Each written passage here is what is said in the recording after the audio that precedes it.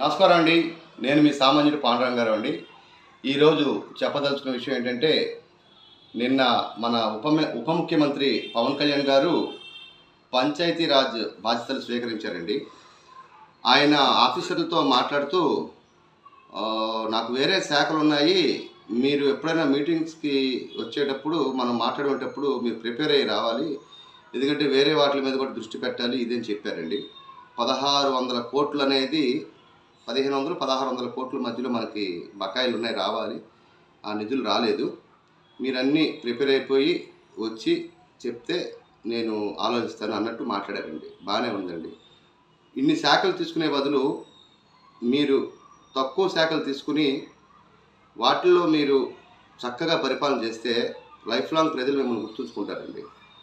ఎందుకంటే బర్డెన్ ఎక్కువైపోయి మీకు స్టార్టింగ్ ఇంకా 20 రోజులు కూడా కాలేదు, నెల కూడా కాలేదు స్టార్టింగే. బట్ మీ మొహంలో అది చూశానండి నేను. ఏంటంటే ఏంట్రా బాబు మనం ఎందుకు రాజకీయాల్లోకి వచ్చిన ఇంత తలకాయ నొప్పి, హ్యాపీగా సినిమాల్లో ఉంటే బాగుంటుందా అన్నట్టు ఉన్నారు. మీకున్న ఫ్యాన్స్ ఫాలోయింగ్కి క్రేజ్కి ఏంటంటే ఒత్తిళ్ళు వస్తాయి, ఆ సినిమాల్లో ఫ్యాన్స్ కానీ ఇది కానీ.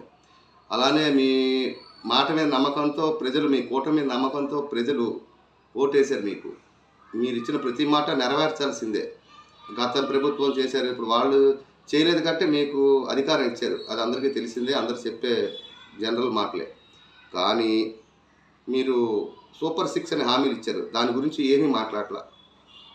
బురద అనేది జల్లిసారు, అయిపోయింది, మీరు గెలిచారు. ఇంకా ప్రభుత్వం మీద బురద జల్లుతూనే ఉన్నారు, గత ప్రభుత్వం మీద అంటే తప్పండి. మీకు మ్యాండేటరీ ప్రజలు ఇచ్చారు, దాన్ని బట్టి మీరు పరిపాలించాలి.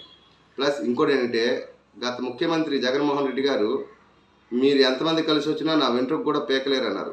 కరెక్ట్, ఓకే, మీరు అందరూ కూటమిగా వచ్చి పీకారు ఆయన వెంట్రుకని, గ్రేట్, దాని గురించి కాదనట్లా.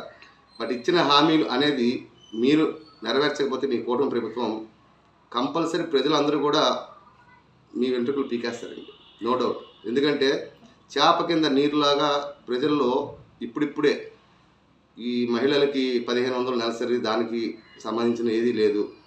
కొన్ని ఉచిత బస్సు, దానికి సంబంధించింది ఏం లేదు. డిస్కషన్స్ చేసుకుంటున్నారు పబ్లిక్లో. ఇవి మీకు తెలియక కాదు, మీకు తెలుసు.